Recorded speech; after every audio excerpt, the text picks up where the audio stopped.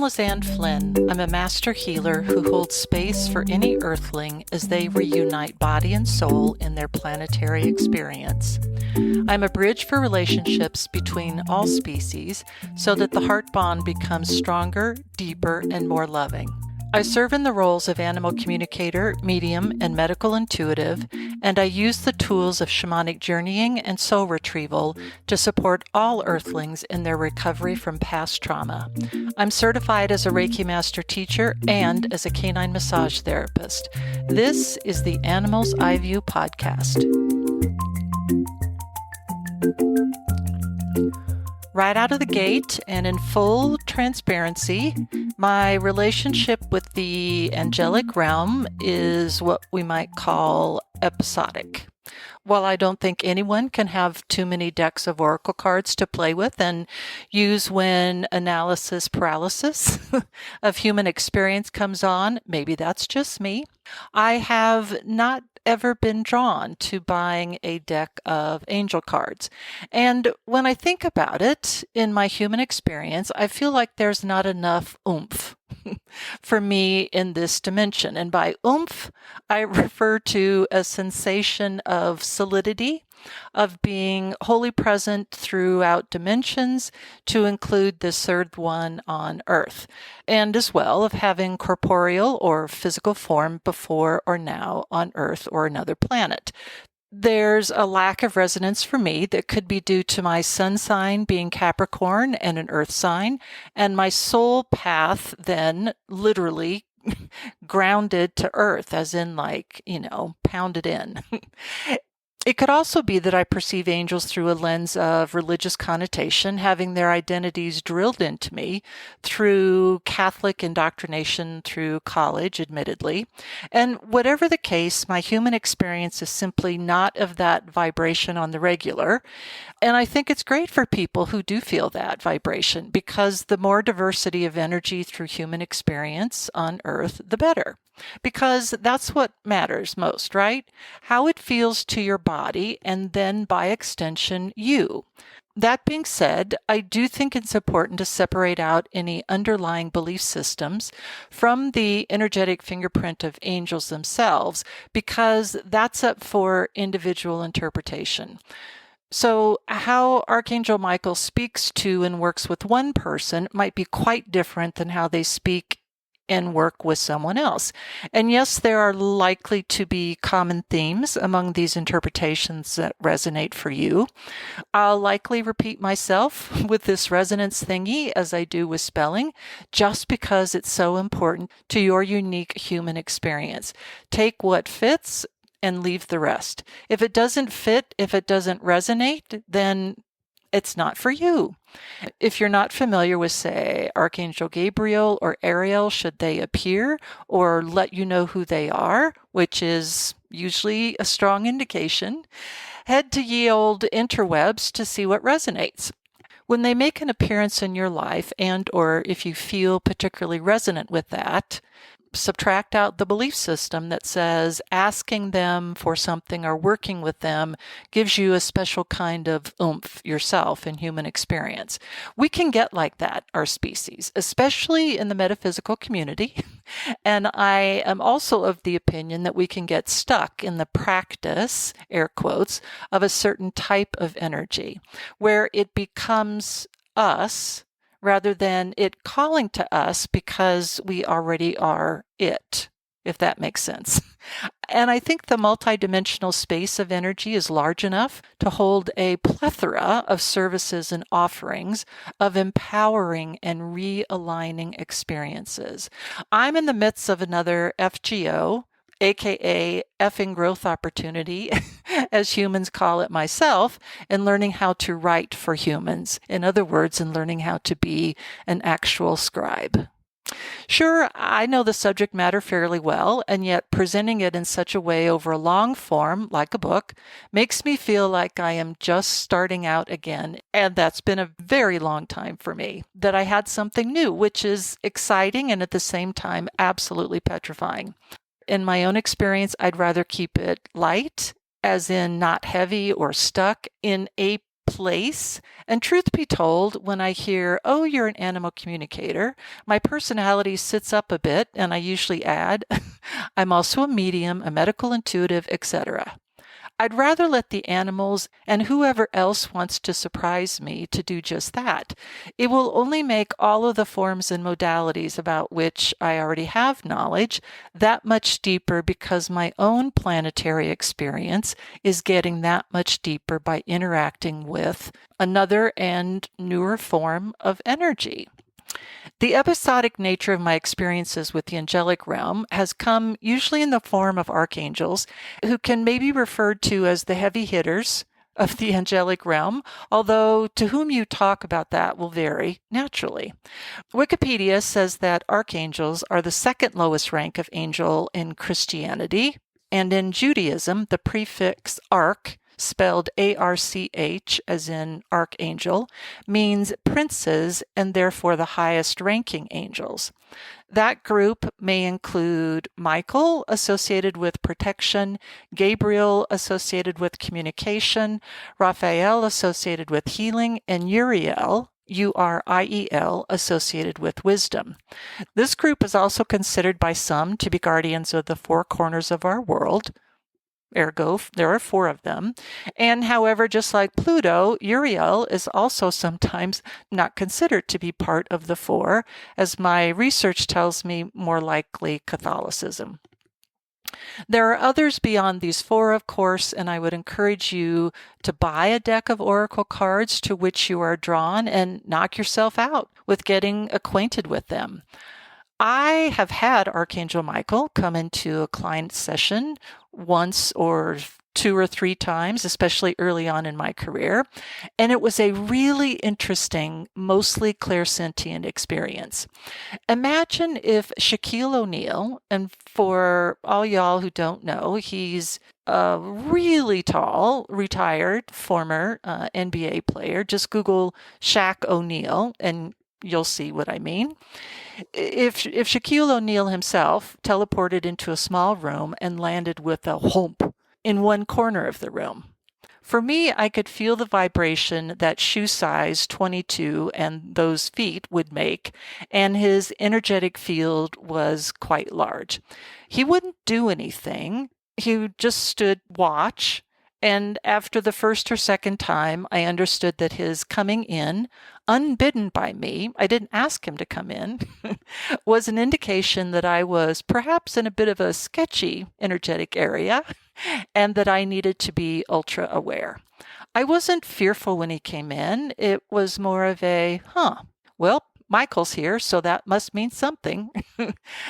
I didn't really care what it meant. I didn't ask him for anything. His presence in coming in meant more than enough about how benevolent this universe was, is, and will continue to be in my experience, just as it's meant to be the same for everyone else. Archangel Ariel, Ariel, is another frequent visitor for me, as she is the guardian for nature. And as a shout out to personal pronouns, I think the we, ours, whatever applies here as well. Sometimes we depict them as being male and other times as female, at least to those of us here on Earth, and I think that's part of the mystical quality about them.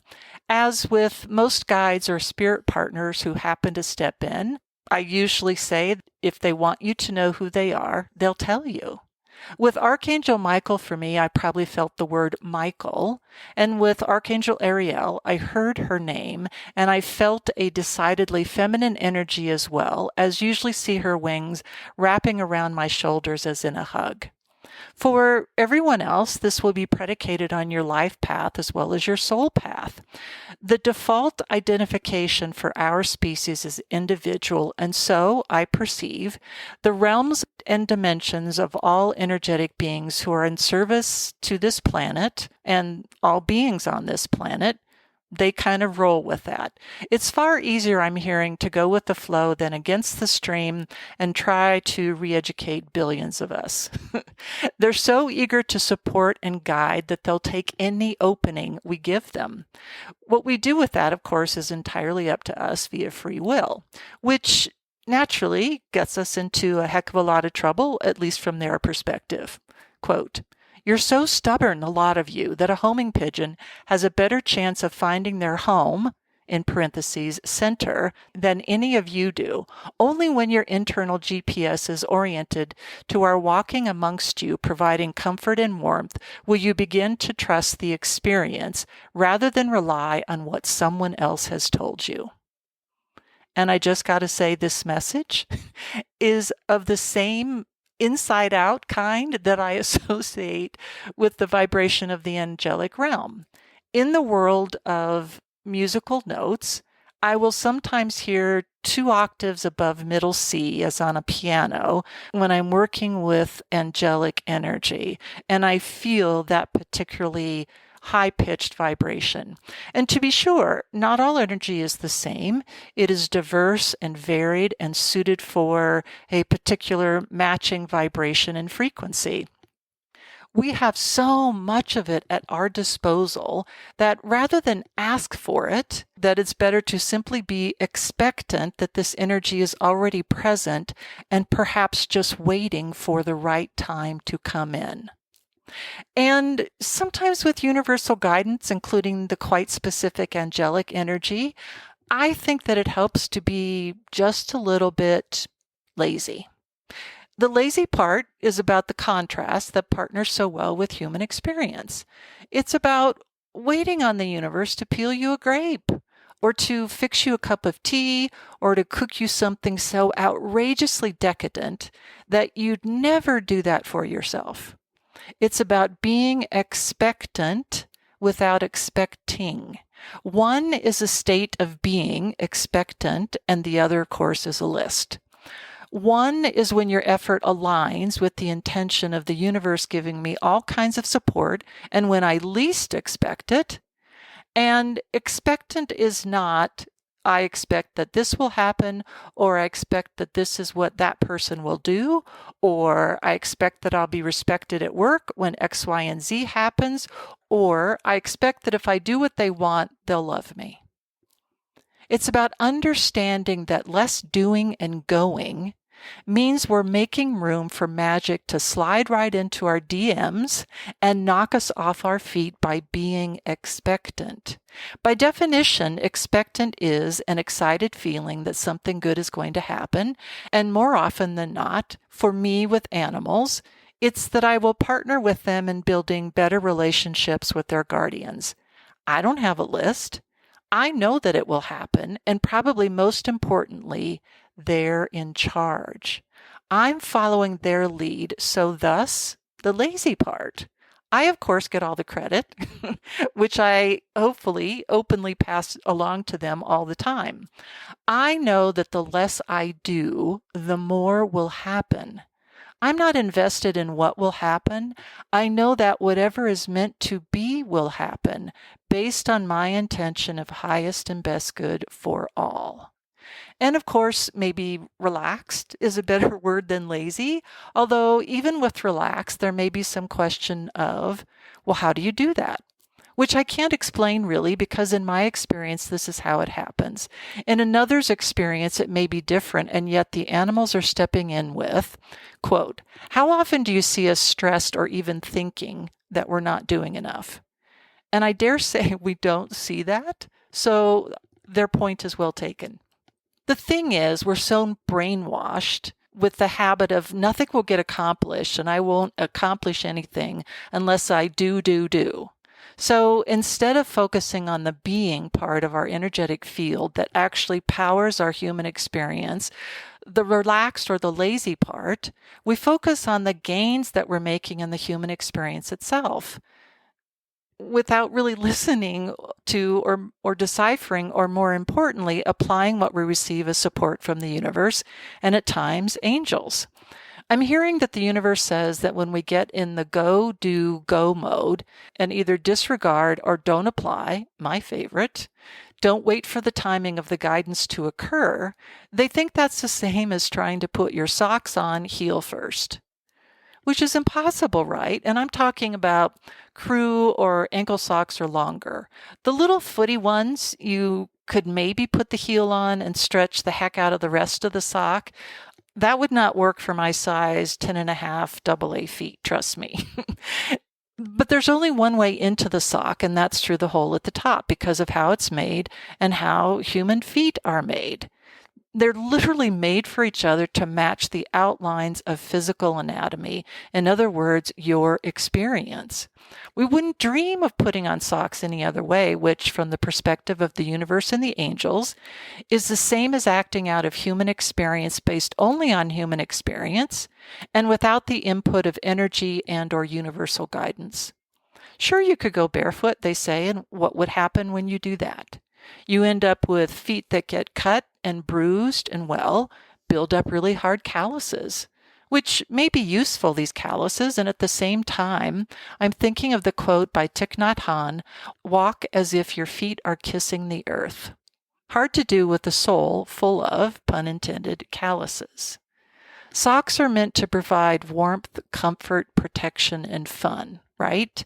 I love, love, love a fun pattern on my socks, and I have a whole drawer full of what I think are cool ones. I will never be unhappy with the gift of socks. That's the most unboring gift to me ever. The same concept or visual holds true with gloves. They're meant to fit so closely to your actual fingers like socks do with your actual feet. You simply can't get them on even with the zipper on one side or with the zipper on all fingers. You still have to put your fingers in first, over your palms and up to your wrists.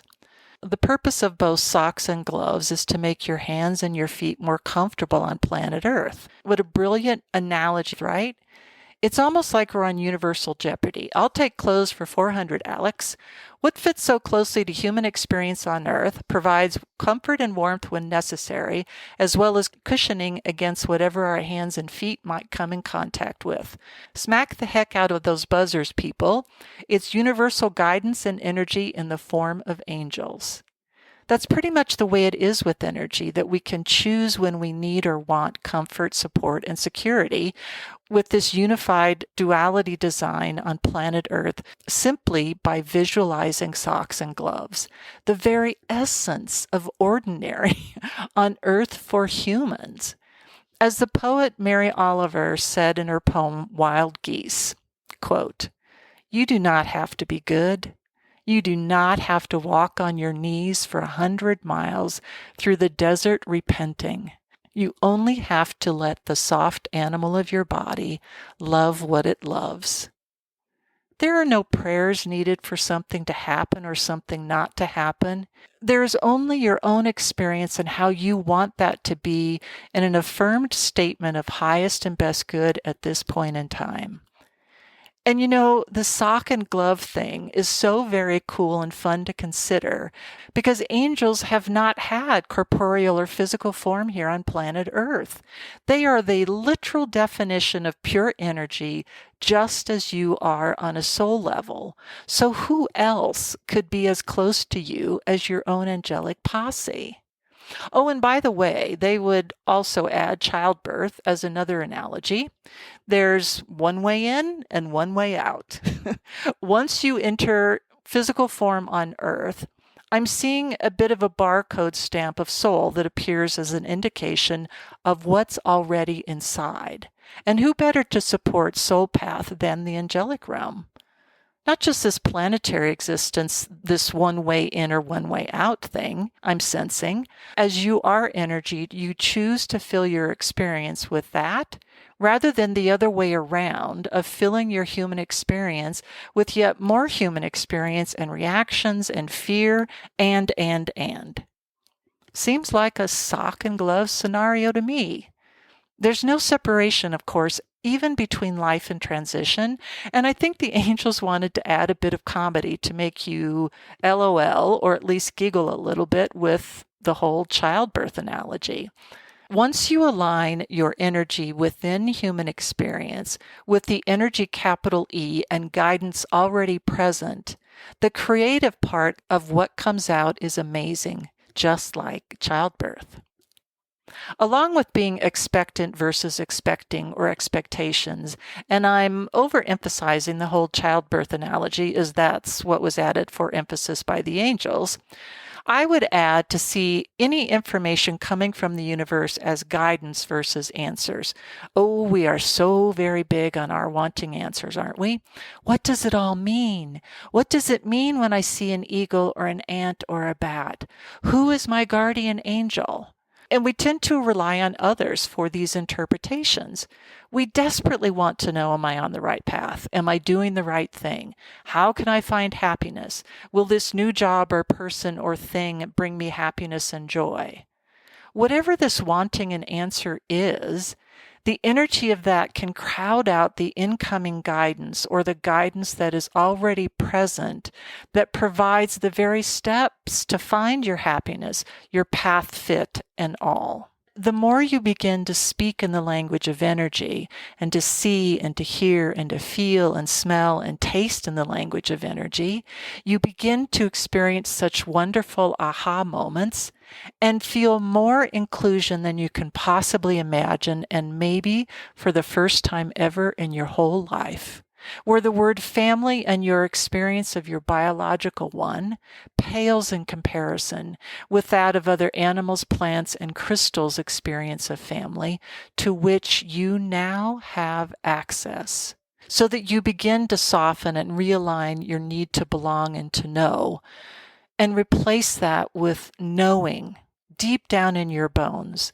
that you have belonged from the very beginning of your time here on this planet, and were only told by others that you didn't belong. And so that you can return to a home of yourself, where every other being on the face of the planet also lives, complete with a mostly tidy drawer of fabulously colored socks and gloves, ready to provide comfort, joy, and compassionate illumination for your daily human experience on this very unique planet. And at least that's how the angels see it.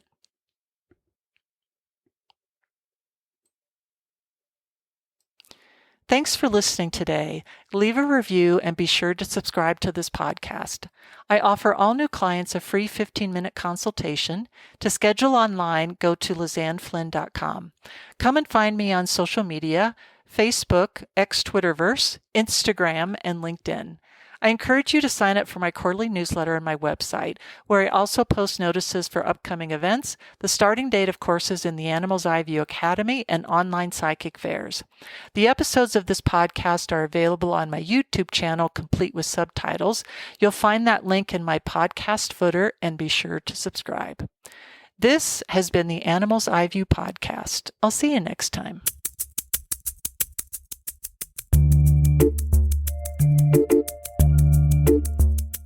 Thank you.